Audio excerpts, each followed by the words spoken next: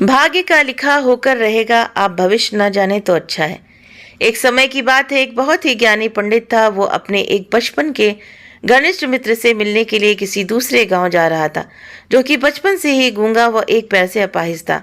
उसका गांव काफी दूर था और रास्ते में कई और छोटे छोटे गांव भी पड़ते थे। पंडित अपनी धुन में चला जा रहा था कि रास्ते में उसे एक आदमी मिल गया, जो दिखने में बड़ा ही हष्टपुष्ट था। वो भी पंडित के साथ ही चलने लगा। पंडित ने सोचा कि चलो अच्छा ही है, साथ साथ चलने से रास्ता जल्दी कट जाएगा। पंडित ने उस आदमी से उसका नाम पूछा तो उस आदमी ने अपना नाम महाकाल बताया। पंडित को ये नाम बड़ा अजीब लगा, लेकिन उसने नाम के विषय में और कुछ पूछना उचित नहीं समझा। दोनों धीरे धीरे चलते रहे। तभी रास्ते में एक गांव आया। महाकाल ने पंडित से कहा, तुम आगे चलो, मुझे इस गांव में एक संदेशा देना है, मैं तुमसे आगे मिलता हूँ। ठीक है कहकर पंडित अपनी धुन में चलता रहा। तभी एक भैंसे ने एक आदमी को मार दिया, और जैसे ही भैंसे ने आदमी को मारा, लगभग तुरंत ही महाकाल वापस पंडित के पास पहुंच गया। चलते चलते दोनों एक दूसरे गांव के बाहर पहुंचे, जहां एक छोटा सा मंदिर था। ठहरने की व्यवस्था ठीक लग रही थी, और क्योंकि पंडित के मित्र का गांव अभी काफी दूर था, साथ ही रात्रि होने वाली थी। सो पंडित ने कहा, रात्रि होने वाली है, पूरा दिन चले हैं, थकावट भी बहुत हो चुकी है, इसलिए आज की रात हम इसी मंदिर में रुक जाते हैं। भूख भी लगी है, सो भोजन भी कर लेते हैं और थोड़ा विश्राम करके सुबह फिर से प्रस्थान करेंगे। महाकाल ने जवाब दिया, ठीक है, लेकिन मुझे इस गांव में किसी को कुछ सामान देना है, सो मैं देकर आता हूँ। तब तक तुम भोजन कर लो, मैं बाद में खा लूंगा। और इतना कहकर वो चला गया। लेकिन उसके जाते ही कुछ देर बाद उस गांव से धुआं उठना शुरू हुआ और धीरे धीरे पूरे गांव में आग लग गई थी। पंडित को आश्चर्य हुआ। उसने मन ही मन सोचा कि जहां भी ये महाकाल जाता है, वहां किसी न किसी तरह की हानि क्यों हो जाती है, जरूर कुछ गड़बड़ है। लेकिन उसने महाकाल से रात्रि में इस बात का कोई जिक्र नहीं किया। सुबह दोनों ने फिर से अपने गंतव्य की ओर चलना शुरू किया। कुछ देर बाद एक और गांव आया और महाकाल ने फिर से पंडित से कहा कि पंडित जी, आप आगे चलें, मुझे इस गांव में कुछ काम है, सो मैं आपसे आगे मिलता हूँ। इतना कहकर महाकाल जाने लगा। लेकिन इस बार पंडित आगे नहीं बढ़ा, बल्कि तभी लोगों की आवाजें सुनाई देने लगी कि एक आदमी को सांप ने डस लिया और उस व्यक्ति की मृत्यु हो गई। ठीक उसी समय महाकाल फिर से पंडित के पास पहुंच गया, लेकिन इस बार पंडित को सहन ना हुआ। उसने महाकाल से पूछ ही लिया कि तुम जिस गांव में भी जाते हो, वहां कोई ना कोई नुकसान हो जाता है, क्या तुम मुझे बता सकते हो कि आखिर ऐसा क्यों होता है? महाकाल ने जवाब दिया, पंडित जी, आप मुझे बड़े ज्ञानी मालूम पड़ते थे, इसलिए मैं आपके साथ चलने लगा था, क्योंकि ज्ञानियों का संग हमेशा अच्छा होता है। लेकिन क्या सचमुच आप अभी तक नहीं समझे कि मैं कौन हूँ? पंडित ने कहा, मैं समझ तो चुका हूँ, लेकिन कुछ शंका है, सो यदि आप ही अपना उपयुक्त परिचय दे दें तो मेरे लिए आसानी होगी। महाकाल ने जवाब दिया कि मैं यमदूत हूँ और यमराज की आज्ञा से उन लोगों के प्राण हरण करता हूँ जिनकी आयु पूर्ण हो चुकी है। हालांकि पंडित को पहले से ही इसी बात की शंका थी, फिर भी महाकाल के मुंह से ये बात सुनकर पंडित थोड़ा घबरा गया। लेकिन फिर हिम्मत करके पूछा कि अगर ऐसी बात है और तुम सचमुच ही यमदूत हो, तो बताओ अगली मृत्यु किसकी है?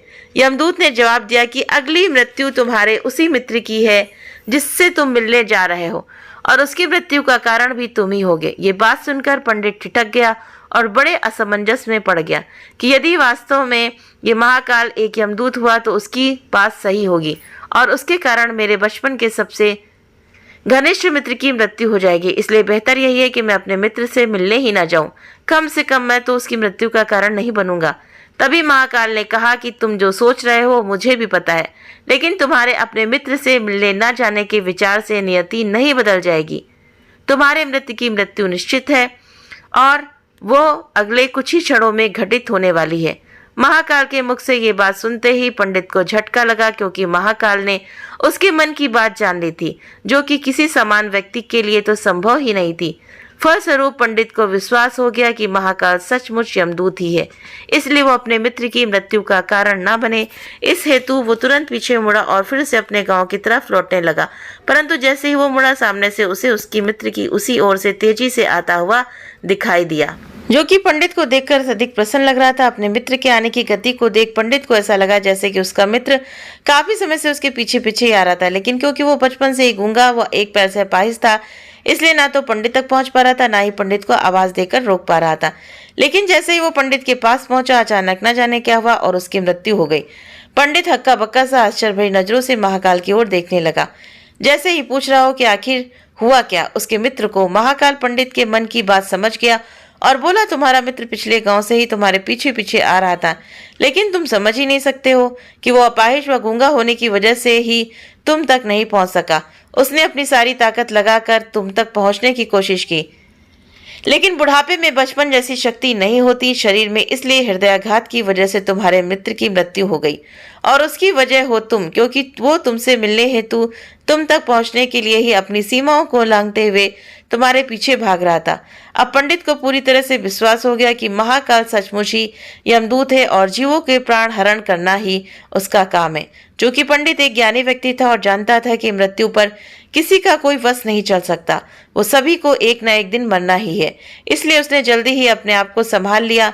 लेकिन सहसा ही उसके मन में अपनी स्वयं की मृत्यु के बारे में जानने की उत्सुकता हुई, इसलिए उसने महाकाल से पूछा, अगर मृत्यु मेरे मित्र की होनी थी तो तुम शुरू से ही मेरे साथ क्यों चल रहे थे।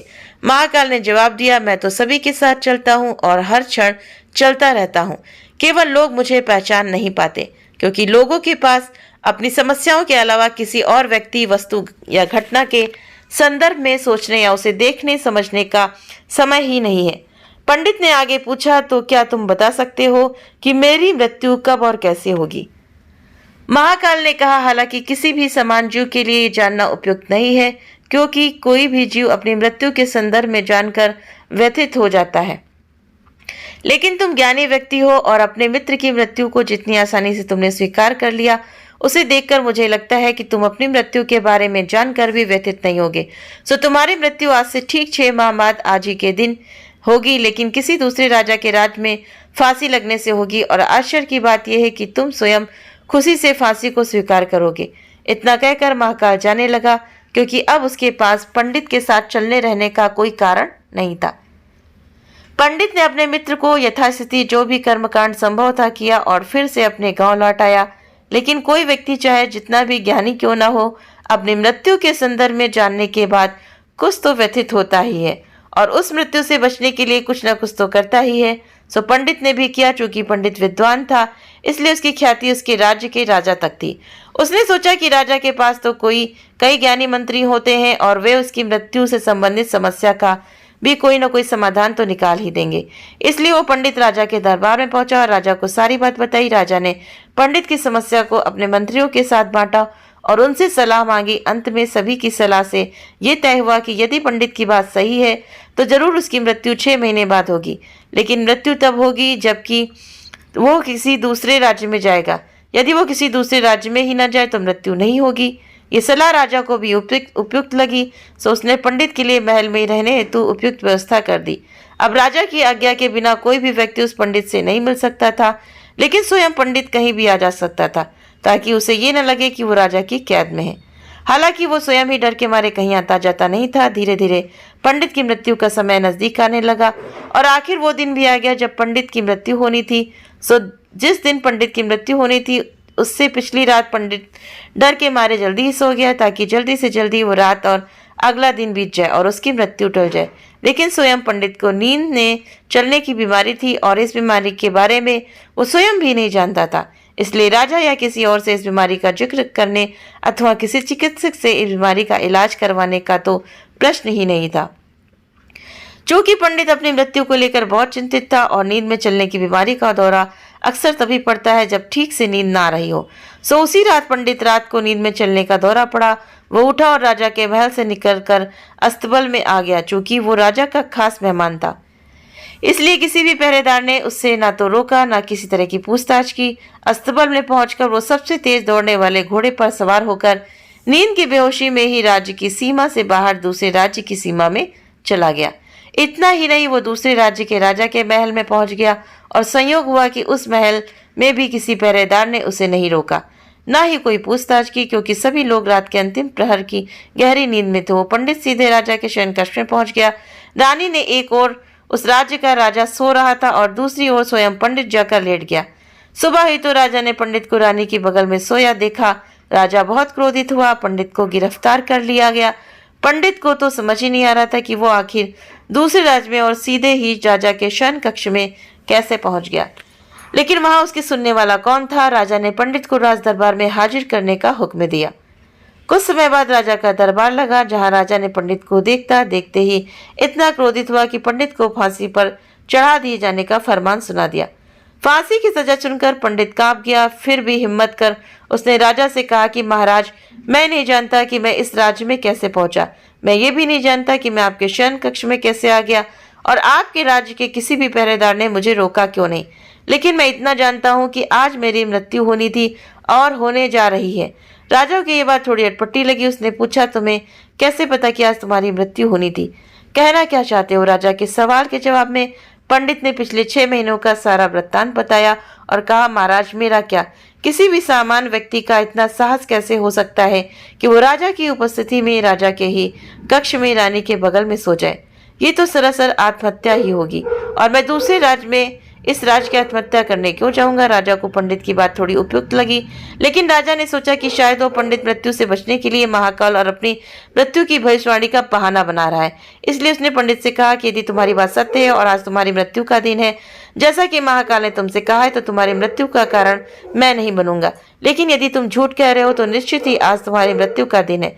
चूंकि पड़ोसी राज्य का राजा उसका मित्र था, इसलिए उसने तुरंत कुछ सिपाहियों के साथ दूसरे राज्य के राजा के पास पत्र भेजा और पंडित की बात की सत्यता का प्रमाण मांगा। शाम तक भेजे गए सैनिक फिर से लौट आए। उन्होंने आकर बताया, महाराज, पंडित जो कह रहा है वो सच है। दूसरे राज्य के राजा ने पंडित को अपने महल में ही रहने की संपूर्ण व्यवस्था दे रखी थी और पिछले 6 महीने से ये पंडित राजा का मेहमान था। कल रात राजा स्वयं इससे अंतिम बार इसके शयन कक्ष में मिले थे और उसके बाद ये राज्य में कैसे पहुंच गया इसकी जानकारी किसी को नहीं है। इसलिए उस राज्य के राजा के अनुसार पंडित को फांसी की सजा दिया जाना उचित नहीं है। लेकिन अब राजा के लिए एक नई समस्या आ गई, क्योंकि उसने बिना पूरी बात जाने ही पंडित को फांसी की सजा सुना दी थी। इसलिए अब पंडित को फांसी न दी जाए तो राजा के कथन का अपमान हो, और यदि राजा द्वारा दी गई सजा का मान रखा जाए तो पंडित की बेवजह मृत्यु हो जाए। राजा ने अपनी समस्या का जिक्र अपने अन्य मंत्रियों से किया और सभी मंत्रियों ने आपस में चर्चा कर ये सुझाव दिया कि महाराज, आप पंडित को कच्चे सूत में एक धागे से फांसी लगवा दें। इससे आपके वचन का मान भी रहेगा और सूत के धागे से लगी फांसी से पंडित की मृत्यु भी नहीं होगी, जिससे उसके प्राण भी बच जाएंगे। राजा को यह विचार उपयुक्त लगा और उसने ऐसा ही आदेश सुनाया। पंडित के लिए सूत के धागे की फांसी का फंदा बनाया गया और नियम के अनुसार पंडित को फांसी पर चढ़ाया जाने लगा। सभी खुश थे कि पंडित मरेगा, न राजा का वचन झूठा पड़ेगा। पंडित को भी विश्वास था कि सूत के धागे से तो उसकी मृत्यु ही नहीं होगी, इसलिए वो भी खुशी खुशी फांसी चढ़ने को तैयार था, जैसा कि महाकाल ने उसे कहा था। लेकिन जैसे ही पंडित को फांसी दी गई, सूत का धागा तो टूट गया, लेकिन टूटने से पहले उसने अपना काम कर दिया। पंडित के गले की नस कट चुकी थी अब सूत के धागे से, और पंडित जमीन पर पड़ा तड़प रहा था। हर धड़कन के साथ उसके गले से खून की फुहार निकल रही थी और देखते ही देखते कुछ ही क्षणों में पंडित का शरीर पूरी तरह से शांत हो गया। सभी लोग आश्चर्यचकित हक्के बक्के से पंडित को मरता देखते रहे। किसी को भी विश्वास नहीं हो रहा था एक कमजोर के सूत के धागे से किसी की मृत्यु कैसे हो सकती है। लेकिन घटना घट चुकी थी। नियति ने अपना काम कर दिया था। जो होना था वो होकर रहता है। हम चाहे जितनी सावधानियां बरतें या चाहे जितने उपाय कर लें, लेकिन हर घटना और उस घटना का सारा ताना बना पहले से निश्चित है, जिसे हम रत्ती भर भी इधर उधर नहीं कर सकते। इसलिए ईश्वर ने हमें भविष्य जानने की क्षमता नहीं दी है, ताकि हम अपने जीवन को ज्यादा बेहतर तरीके से जी सकें। और यही बात उस पंडित पर भी लागू होती है। यदि पंडित ने महाकाल से अपनी मृत्यु के बारे में ना पूछा होता तो अगले 6 महीने तक वो राजा के महल में कैद होकर हर रोज डर डर कर जीने की बजाय ज्यादा बेहतर जिंदगी जीता। प्रकृति ने जो कुछ बनाया है और जैसा बनाया है वो सब कुछ किसी न किसी कारण से वैसा है, और उसके वैसा होने पर सवाल उठाना गलत है, क्योंकि हर व्यक्ति, वस्तु या स्थिति का संबंध किसी न किसी घटना से है जिसे घटित होना है। उदाहरण के लिए पंडित की मृत्यु का संबंध उसके मित्र से था, क्योंकि यदि वो उसके मित्र से मिलने ना जा रहा होता तो उसे रास्ते में महाकाल न मिलता और पंडित उससे अपनी मृत्यु से संबंधित सवाल ना पूछता। जबकि यदि पंडित अपने मित्र से मिलने न जाता और पंडित का मित्र बचपन से ही गूंगा व अपाहिज न होता तो उसकी मृत्यु न होती, क्योंकि उस स्थिति में वो अपने मित्र को पीछे से आवाज देकर रोक सकता था। यानी बचपन से प्रकृति से ने उसे जो अपंगता दी थी, उसका संबंध उसकी मृत्यु से था। इसी तरह से पंडित को नींद में चलने की बीमारी है, इस बात का पता यदि स्वयं पंडित को पहले से होता तो वो इस बात का जिक्र राजा से जरूर करता। परिणाम स्वरूप वो राजा के महल से निकलता तो कोई ना कोई पहरेदार उसे जरूर रोक लेता, अथवा राजा ने कुछ ऐसी व्यवस्था जरूर की होती ताकि पंडित नींद में उठकर कहीं ना जा सके। यानी हर घटना के घटित होने के लिए प्रकृति पहले से ही सारे बीज बो देती है, जो अपने निश्चित समय पर अंकुरित होकर उस घटना के घटित होने में अपना योगदान देते हैं। इसलिए प्रकृति से लड़ने का कोई मतलब नहीं है, क्योंकि हमें नहीं पता कि किस घटना के घटित होने के लिए कौन कौन से कारण होंगे और उन कारणों से संबंधित बीज कब, कहाँ और कैसे बोए गए हैं। और सच बात है कि इसी को हम इस कहानी से जान सकते हैं कि जो भाग्य में लिखा है, अगर हम अपना भविष्य ना जाने तो हम अपने अच्छे से अपना जीवन जी सकते हैं, लेकिन अगर किसी को पता चल जाए कि मृत्यु उसके बहुत ही ज़्यादा नज़दीक है तो वो किस तरह से भयभीत हो जाएगा। तो उम्मीद करते हैं कि कहानी आप सभी को पसंद आई होगी। वीडियो पसंद आया तो वीडियो को लाइक करें, चैनल पर पहली बार सब्सक्राइब करना ना भूलें। आप अपने कमेंट करके भी जरूर से ज़रूर बताएं। आप सभी के सहयोग के लिए बहुत बहुत धन्यवाद।